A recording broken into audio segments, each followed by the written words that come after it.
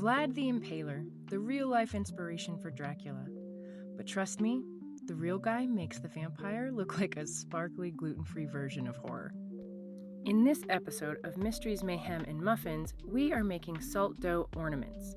And we're digging into the man who turned terror into a full-time job, Vlad III, ruler of Wallachia and, I guess, human shish kebab enthusiast? Born in 1431 in what's now Romania, Vlad was part of the house of, I'm gonna mess this up, guys, but bear with me, Draculisti? Yep, that's where Dracula comes from.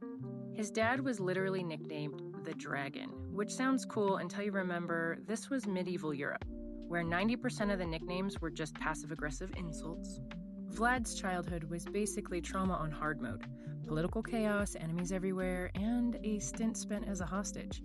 That's the kind of childhood that produces either a world-changing leader or someone who looks at a wooden stake and thinks, ah, yes, these should make lovely meat puppets, yes.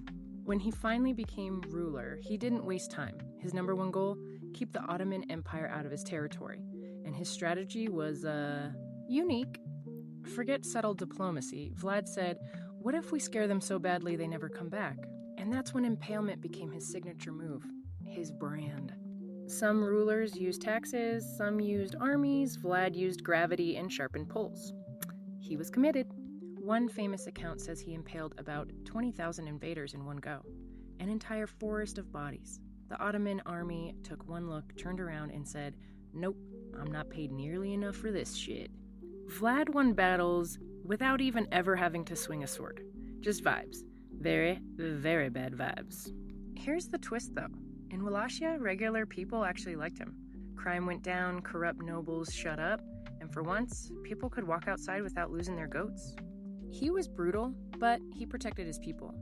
The medieval version of he's mean, but he's our mean guy. Was he a hero, a villain, or maybe both? Depends who you ask.